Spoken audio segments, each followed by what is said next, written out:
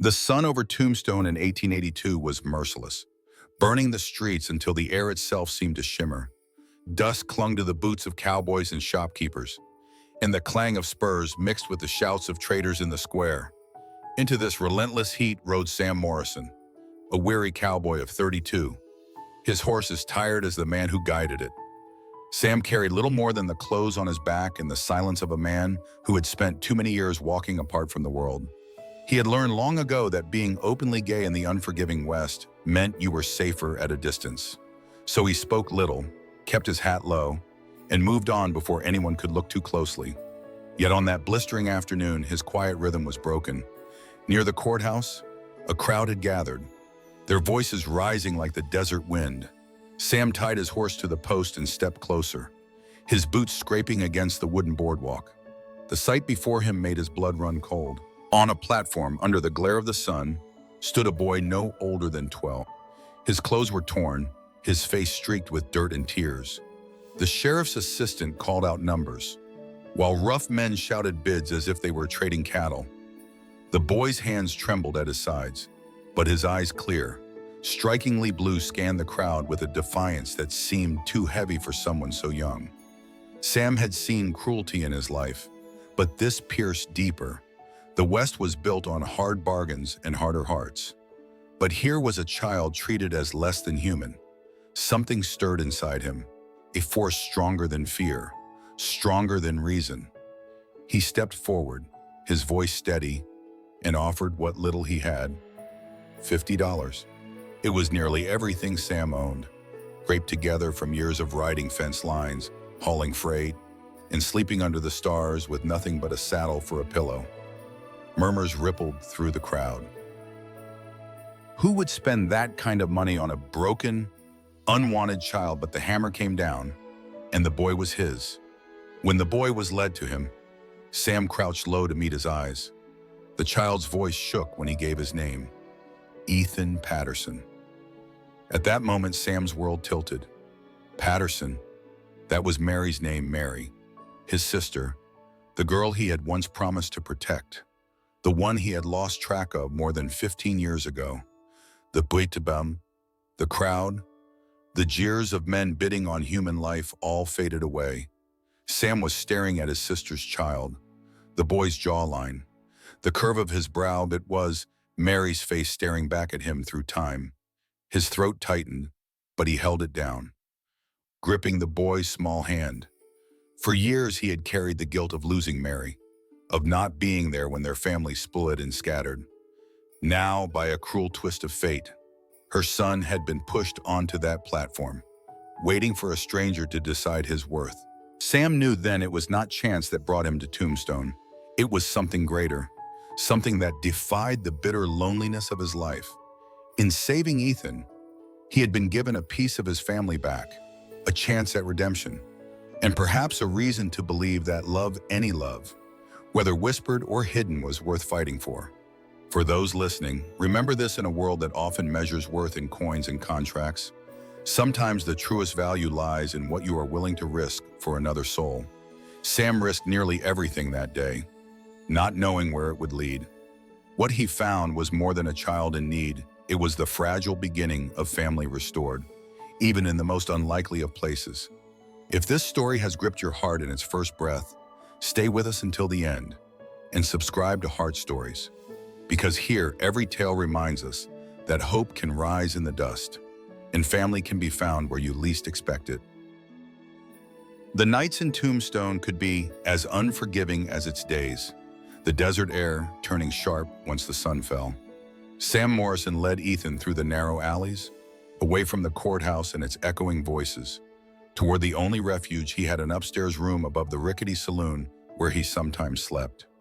The boy walked quietly, clutching the sleeve of Sam's worn jacket, as though afraid that if he let go, the world would swallow him whole. When the door to the small room shut behind them, the noise of the town dimmed. It was a meager space, a straw mattress, a cracked basin, the smell of old whiskey seeping up from the saloon below. Yet to Ethan, it was safety. Sam gave the boy a tin cup of water and watched him drink as though it were the first clean thing he had touched in days. After a silence that stretched long, Ethan spoke in a trembling voice. His parents were gone. He said his mother, Mary Patterson, had died months earlier. The name cut through Sam like a blade. Mary, his sister, the girl who once braided his hair when they were children, who sang to him on nights when their father's anger made the house quake. She had been gone from his life for over 15 years, lost in the shifting paths of survival. And now her son stood before him, thin and weary, carrying her name like a ghost. Sam swallowed the ache in his chest and reached out to rest a calloused hand on the boy's shoulder.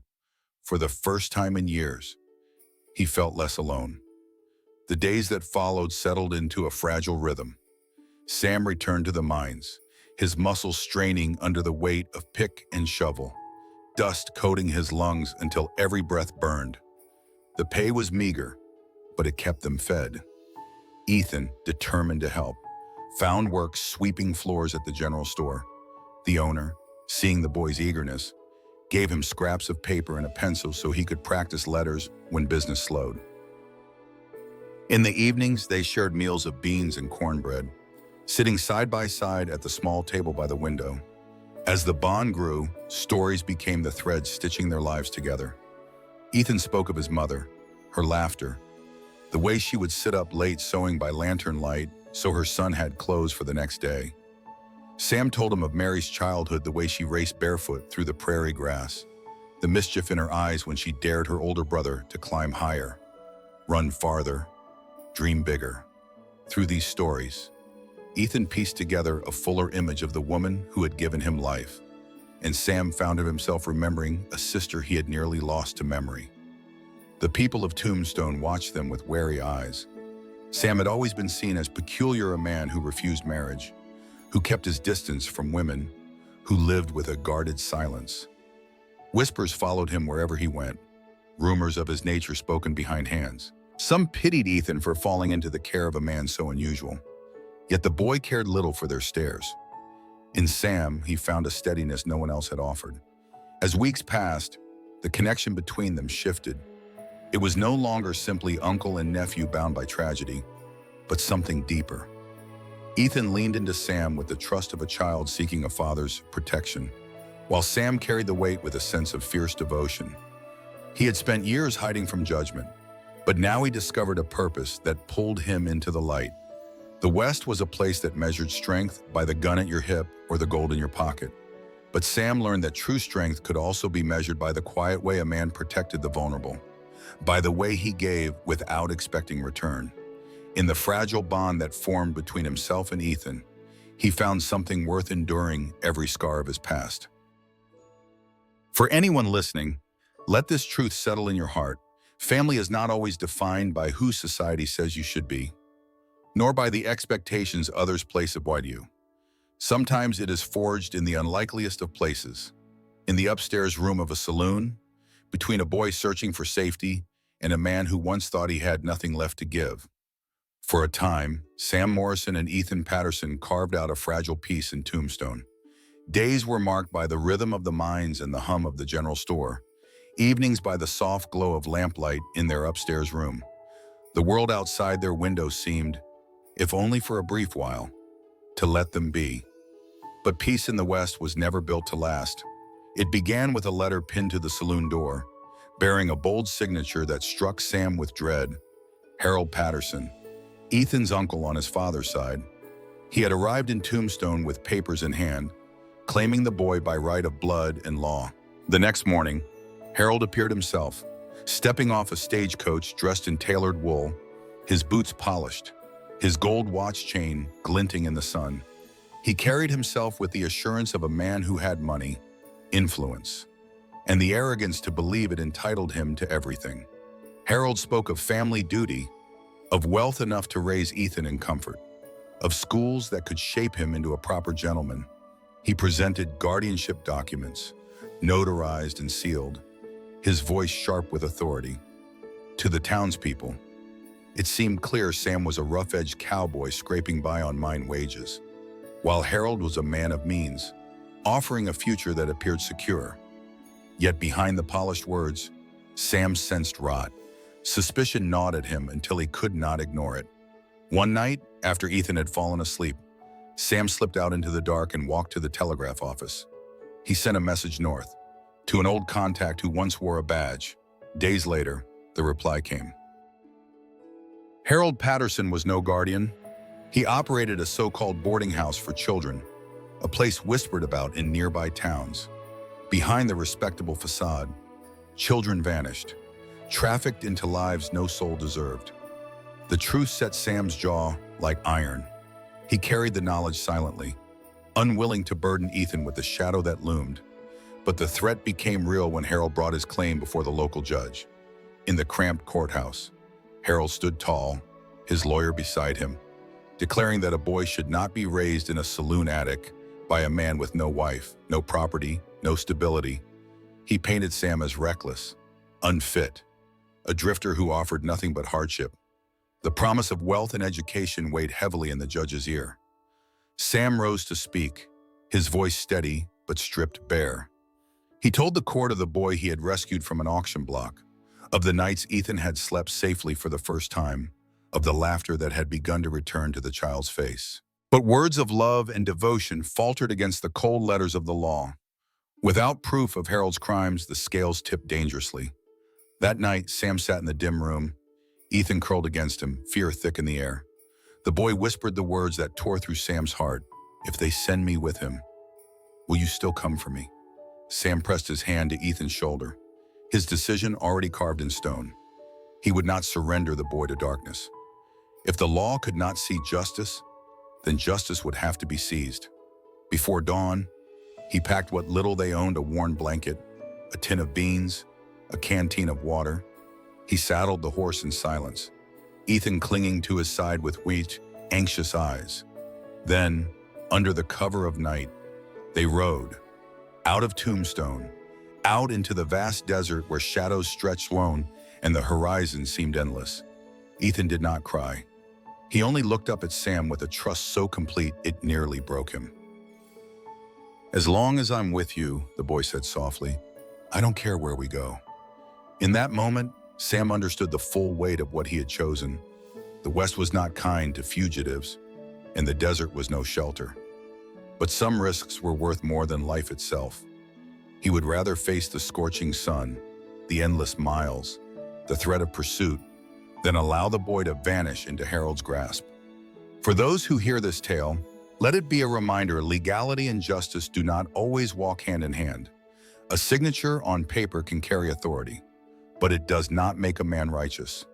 The measure of family is not found in wealth or appearance, but in the choices made when love is threatened. Sam chose defiance, not for glory, but because one child's safety outweighed the judgment of an entire town. The desert gave no mercy. For days, Sam Morrison guided his horse across the barren stretches, Ethan Patterson clinging tightly behind him. The boy's small frame leaned against Sam's back, his breath shallow in the choking dust. They rationed beans and water until the canteen ran dry, pressing on as the horizon shimmered with false mirages. Yet through the exhaustion, a stubborn fire kept Sam moving. He had chosen this path, and he would see it through. When the walls of a weathered homestead finally appeared against the fading light, relief washed over him. The land belonged to Frank Dawson, a man Sam had once ridden beside during cattle drives in Texas. Frank had always been different from the others. Less judgment, more understanding. Years earlier, when whispers about Sam's nature had begun, Frank had been one of the few who did not turn his back. Now, standing at the threshold of Frank's modest farm, Sam hoped that trust still lingered. Frank's eyes widened with recognition, then softened when they fell on Ethan. He asked no questions, only opened his door. His wife Sarah prepared food while Ethan devoured bread with the hunger of a child who had forgotten what it meant to be full. That night, beneath a real roof, the boy slept without flinching. Sam sat awake by the window, watching over him, the weight of gratitude heavy in his chest. Life on the Dawson farm moved with a gentler rhythm. Ethan learned to ride ponies across the fields, to mend fences, to carry pails of water with arms that grew stronger each week. He played with the neighbor children, his laughter carrying on the wind. For the first time since Mary's death, he lived not in fear, but in the simple joys of youth. Sam took work in the fields, trading long days of labor for the safety that Frank and Sarah provided. Though sweat stung his eyes and blisters tore his palms, Sam bore it gladly, knowing each callus meant Ethan could live like a child again. But peace was never meant to be permanent. Each dusk, when the sky bled crimson over the plains, Sam felt the pull of reality. Harold Patterson would not let go easily. Word of his pursuit would eventually spread, and the fragile sanctuary would collapse. Sarah, noticing the worry that lined Sam's face, sat with him at the kitchen table one evening. She spoke quietly, reminding him that hiding would only prolong the inevitable. If he wished to secure Ethan's future, he needed the protection of law, but not in Tombstone, where money spoke louder than truth. It was Sarah who told him of Oregon, where a new judge had been appointed, William Harrison, a man whose reputation for fairness reached beyond state lines. Unlike others who bent under wealth or prejudice, Harrison was said to weigh each case with a balance untouched by corruption. For Sam, it sounded like a distant dream, but it was the only chance they had. The journey north was long and grueling, yet they endured. By the time they reached the courthouse in Oregon, Sam's resolve had hardened. He stood before Judge Harrison and laid bare everything: how he had seen Ethan sold like livestock, how he had taken him in, how Harold's shadow loomed with false promises and dark intent. Then, in a voice stripped of all pretense, Sam confessed what many men would rather die than admit: in that era he was gay. He spoke not with shame, but with the calm defiance of someone who had carried silence too long. He told the court that though society might judge him for who he loved, no man could judge the love he bore for Ethan. The room shifted with unease. Some whispered, others scoffed. Yet Judge Harrison remained still, his gaze steady. When he finally spoke, he asked no questions about Sam's private life, no questions about the whispers of townsfolk. Instead, he turned to Ethan, his voice firm but kind. "Tell me, son," the judge said, "who do you wish to live with?" Ethan's answer came without pause. "With Uncle Sam," he declared. "He's not just my uncle, he is my family. He is the only one who's ever made me feel safe." A hush fell over the room. Sam, who had braced himself for rejection, felt his heart surge at the boy's words. In that moment, every mile of desert, every sleepless night, every sacrifice found its meaning. And for those who hear this story, know this truth: honesty, even when dangerous, carries power. In a world quick to condemn, courage is not always found in battles fought with guns or gold, but in the willingness to speak who you are and stand by those you love. Sam had walked into that courtroom ready to risk everything. What he found instead was a voice stronger than his own, rising from a boy who refused to let fear define his future. The decision of Judge William Harrison came down with the weight of finality. The gavel struck wood, echoing through the silent courtroom.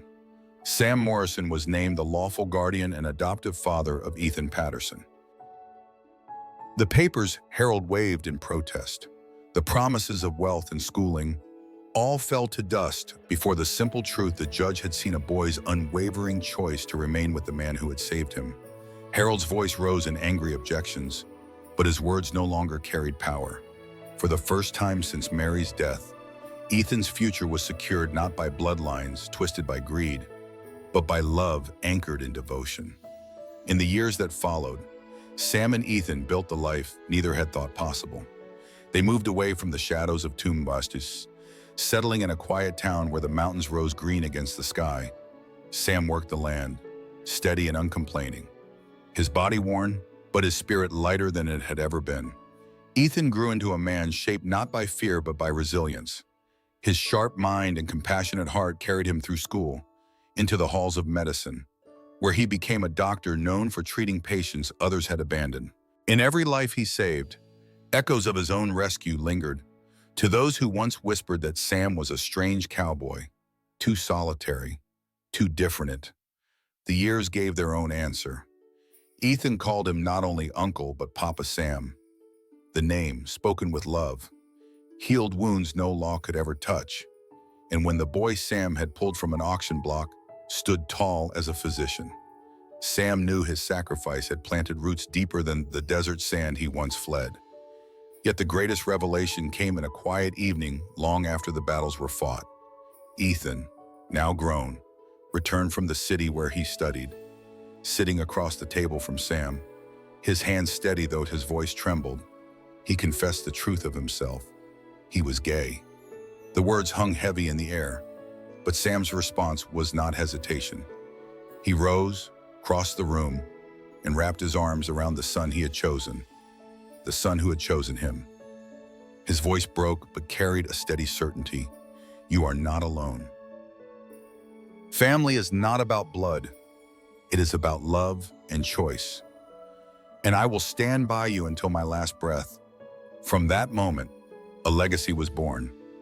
Ethan not only carried forward his career, but also built a life of love with another man who cherished him. Together, they gave Sam a gift he never thought he would live to see the sound of a child's laughter calling him Grandpa Sam as the years turned his hair silver.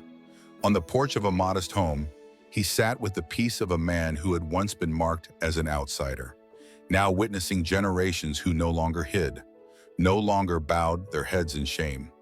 The West had changed since the day he first rode into Tombstone, and in his story, one could trace the quiet truth that survival was never enough. Dignity, love, and the courage to claim one's place in the world that was the inheritance Sam passed on to Ethan, and through him, to every life the young doctor touched. For those listening, let this be the lesson that lingers: wealth and law may shape the surface of a life, but love and courage carve its soul. A child saved from despair grew into a man who healed others, because one cowboy dared to risk everything for family. And now I leave you with a question: if you had been in that courthouse, would you have chosen wealth, or would you have chosen love? Comment below. I want to hear your thoughts. And don't forget to subscribe to Heart Stories, where stories like this remind us that even in the harshest of worlds, love always finds a way.